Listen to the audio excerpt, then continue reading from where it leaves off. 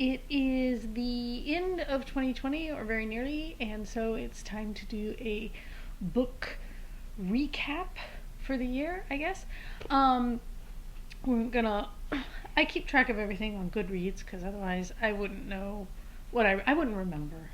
Um, so I'm going by my Goodreads stats here. But anyway, I read 66 books this year.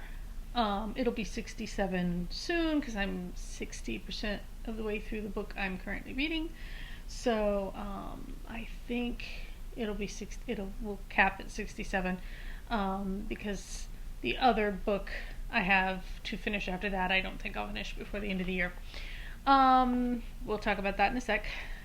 Last year I read 81 books, so I read more books last year than this year, but last year I only wrote one short story. This year I wrote an entire novel that I'm now querying agents on, so that's taken up some of my reading time, even though we've all been kind of stuck at home.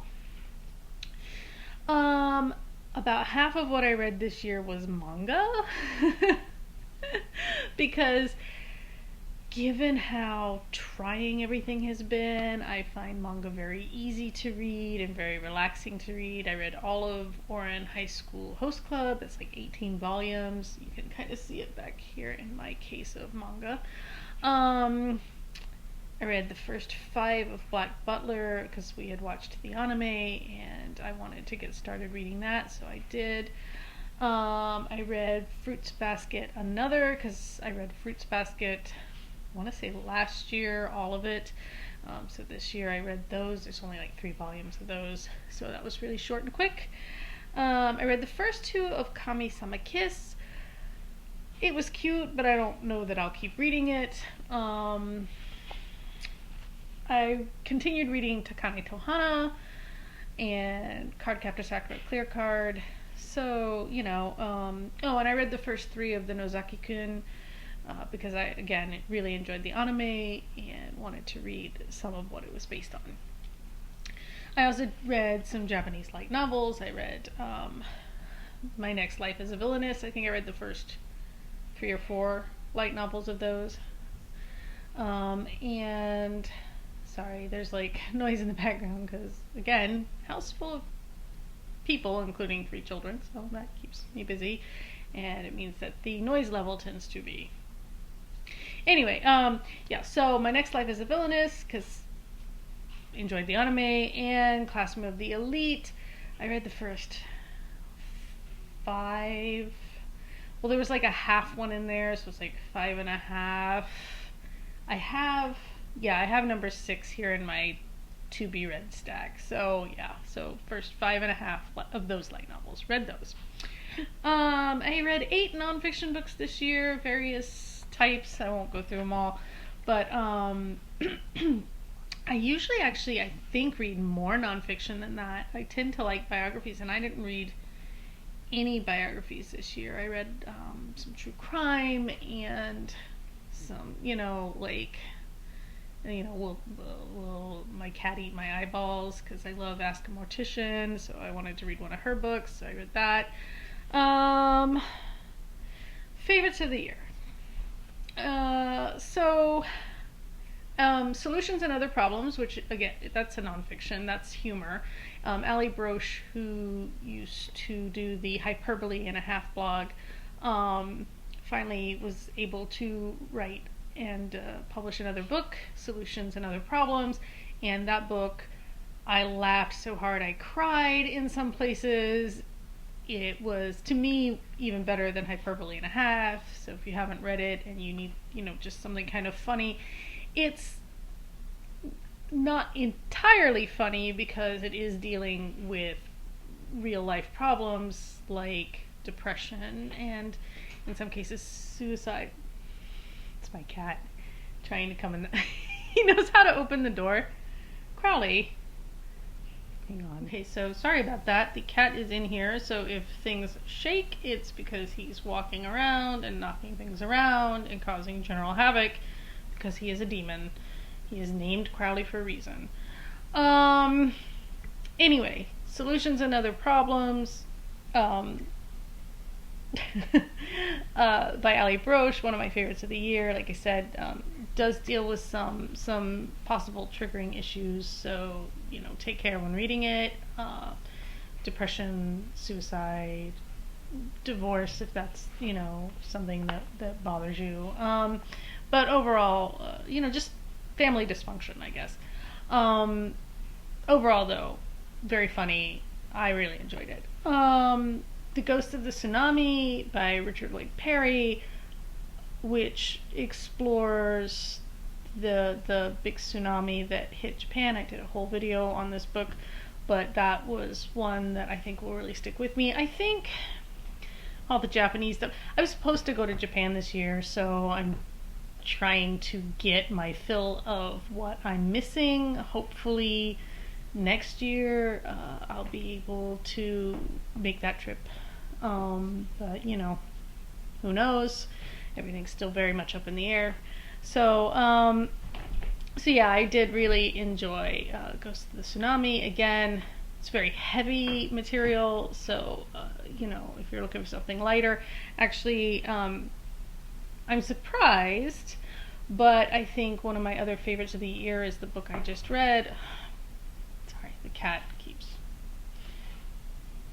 climbing around and stuff. Anyway, the book I just read, which was Carry On by Rainbow Rowell. Okay, so, disclaimer. I read Fangirl a couple years ago, and to be honest, was not super impressed. I identified with it a lot because I went away to college and started making a name as a fan fiction writer. This was way back before the internet stuff, though. I'm old, so this was like me getting published in fanzines and being asked to conferences, and that was a really good time for me. So I definitely identified with that, but I felt like the overall story in Fangirl was not great. And I think a lot of people, from what I've heard and read, also kind of felt like the fan fiction parts were the best part of that book. So then Rainbow Rowell went and actually wrote the Simon Snow stuff that was really just supposed to be the fanfic bits in Fangirl.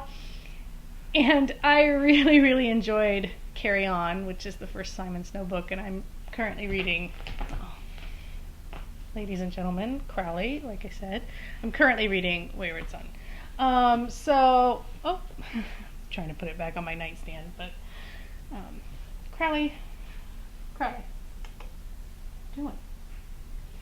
Anyway, he's named for the demon in Good Omens, not the one in, I guess, Supernatural. I didn't watch that show, so I don't know about that one, but my kids find it really funny that in the Carry On books, Crowley is used as kind of an epithet, I guess, a curse word, not a magical curse. It is a book of, it's kind of a loose Harry Potter, but there's I feel like there's a lot of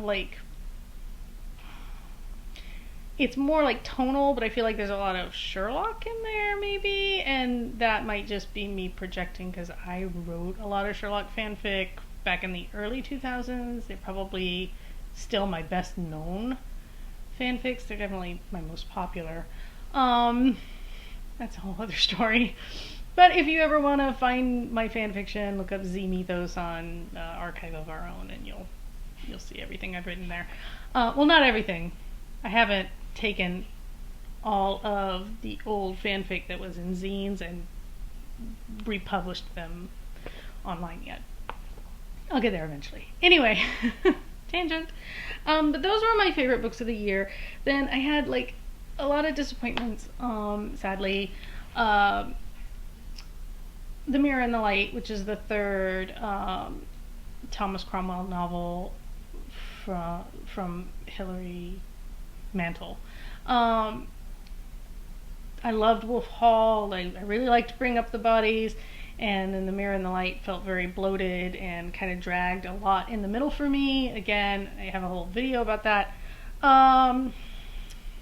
The Enola Holmes books, I really liked the movie. I've only read the first two books. The first one, nothing like the movie. Therefore, it was just kind of a disappointment because I enjoyed the movie so much, and the book was very different and not at all what I expected, and I didn't care for it as much. The second book was not terrible. I didn't, I mean, I just, I don't know, I'm not as in love with the character of Enola as I expected to be. So I was just kind of disappointed. I do have the other books. They're on my stack. I will read them. Traveling with Pomegranates, which seemed right up my alley. You know, mom, daughter, writers traveling together. It's a nonfiction by Susan Monk Kidd and her daughter Anne, and I don't know, fell flat for me. Was a little bit too self-involved to be universal in my opinion. So I didn't really connect. I read this book, Falling for Hamlet, which is an older book. It was recommended to me because one of my manuscripts is a retelling of Hamlet, and somebody's like, "Oh, well, here's one." Again, sorry, the cat is knocking things off of other things. Falling for Hamlet was a retelling, and it's set in Denmark, and it just didn't work for me. It's told from Ophelia's point of view, and it's modernized, and you know, so there's like paparazzi and stuff, but like I don't know, it just wasn't. I read it like over the summer, so I don't even really remember the details, but I do remember thinking it was kind of dumb, and I didn't care for the Ophelia character at all. I don't know if you're supposed to like her, maybe you're not supposed to even like her, but yeah, it didn't work for me. And then I don't know if I'd call this a disappointment. So I got I Am Not a Wolf, which okay, so there's a Twitter account, and then he did a book through Unbound, I think, and you know, I was one of the people who, like, it's almost like a Kickstarter for books, so I was one of the people who paid, and I got it, and it's a choose your own adventure. Okay, so the Twitter account, the conceit is like a wolf pretending to pass as a human, right? And like and maybe there's a couple of things. Maybe it doesn't work in long form, or maybe I'm just not the right audience. There's something very masculine about the book, so I feel like I'm maybe not the audience for it. And you know, I don't mean to be sexist or anything. That's the feeling I got. I mean, and I just didn't identify with it because, you know, he's working in an office, and he's got this, you know, and I don't do that anymore, and you know, he's trying to socialize and find love, and those days are behind me. So I think this book speaks to a very specific demographic. It is clever, it is well done, it's an interesting concept, and the choose your own adventure thing is very, you know, kind of cool, but the book, I don't know, you know, I don't know what I was expecting. The book didn't work for me. I still think you should, you know, try it out for yourself. I like supporting indie authors and stuff like that. I feel like they come up with really interesting content. It's definitely not the kind of thing you'd normally see coming out from a traditional publisher, I don't think. You know, I get the Tom Cox books from Unbound as well, because I think he puts out really interesting content that's kind of unique and different. So I Am Not a Wolf. I'm not sorry that, you know, I contributed. I think it's really cool. It's maybe not for me. I think it's the kind of book my 15-year-old son would get a kick out of, or even my husband, because I just think it jives maybe more in a masculine direction, or with a younger demographic. I don't know. Somebody who's in a different place in their life. Someone who can identify with that situation. But anyway, I had mixed feelings about a lot of books this year. Silent Companions, which I did a video on, which is this kind of weird gothic book that seems really cool, but was kind of really predictable too, and I didn't really enjoy that about it. The 13th Tale, I don't know how I felt about that. Again, there's a video on it. The Study in Scarlet Women, which was this female Sherlock Holmes story. Charlotte is the name, and again, there's a video on that, but like basically I felt like the author was just trying to capitalize on using the Sherlock Holmes mythos for a character she could have just put out under a different name and made her own thing. People Who Eat Darkness, which was the other Richard Lloyd Perry book I read, and that was a true crime. He's a journalist, so that was about a British woman who disappeared in Japan and searching for her and finding. And I really liked part of it, and then part of it was so entrenched in explaining the Japanese judicial system and everything that it started to get bogged down. I mean, I understood why he did it. He needs people to have context for how things happen and why they happen the way they did, but he maybe got a little too entrenched in it. Like, I don't think we needed that level of, I don't know. And then Piranesi, which the more I think about it, the more I liked, even though it felt kind of pointless for a while in there. Like, I feel like it was worth sticking with. I ended up liking it more at the end than I did at the beginning, which I think I talked a little bit about in the video I did. But like, yeah, so I still can't, I mean, I ended up giving it 4 stars, but I still can't really decide completely how I felt about it. Oh, yeah, I mean, it's just definitely a weird little book, and, if nothing else, it left an impression. And, I think every author hopes, at the very least, their work won't be forgotten. Even if you hate it, if you remember it. And I didn't hate Piranesi. It's odd. It's about a guy living in this kind of, it's got this place with all these statues and vestibules and things, and he's keeping a journal, and he's trying, and then he's kind of happy where he is, but then it gets brought to his attention through various means that he used to live in what we know as the real world, and he used to have a different name, and he used to be this other person, and him trying to reconcile that, I guess. So overall was a pretty good year. Again, I think I read a lot of manga. I have more Classroom of the Elite on deck. I have more My Next Life as a Villainess in my stack. The rest of Enola Holmes. There will be a new Simon Snow book coming out this summer, I think, so I'll probably read that. I'm not enjoying Wayward Son quite as much as I did Carry On, but I don't hate it. Like, I gave Carry On 5 stars.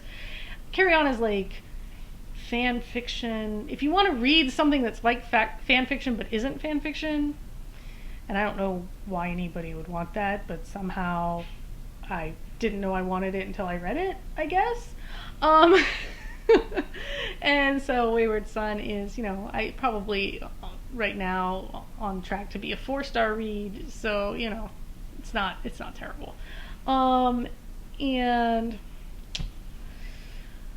what else do I have? I don't know what else I have in the stack. Oh, I'm finishing whichever Apollo book by Rick Riordan, and then I have Tower of Nero to read, and I think that finishes up the Apollo series of books there, Trials of Apollo. And yeah, I think those are the only ones right now that I remember pre-ordering or have waiting in a stack. Oh, well, and I still do need to finish the Shades of Magic series. I do still have the last one. Was it A Conjuring of Light? Is that the last one? I think. Waiting for me to read, and I will probably read that in the coming year. Right, I'm also I stopped reading like the Harry and Meghan Markle book by Lady Colin Campbell, to read the Simon Snow books, so I'll be going back to finish that as well. That's the one that I'm going to go back to, and then I was saying I probably won't finish though before the end of the year because I'm only like 35% of the way through it, so I probably won't finish it before 2021. So yeah, if there are books you think I should read, leave a comment, drop me a line, however you want to do it. And hope everybody's had a safe and relatively, healthy 2020. I hope you're making good choices during the holiday season. Be well, be safe, keep reading, and I will see you in the next year.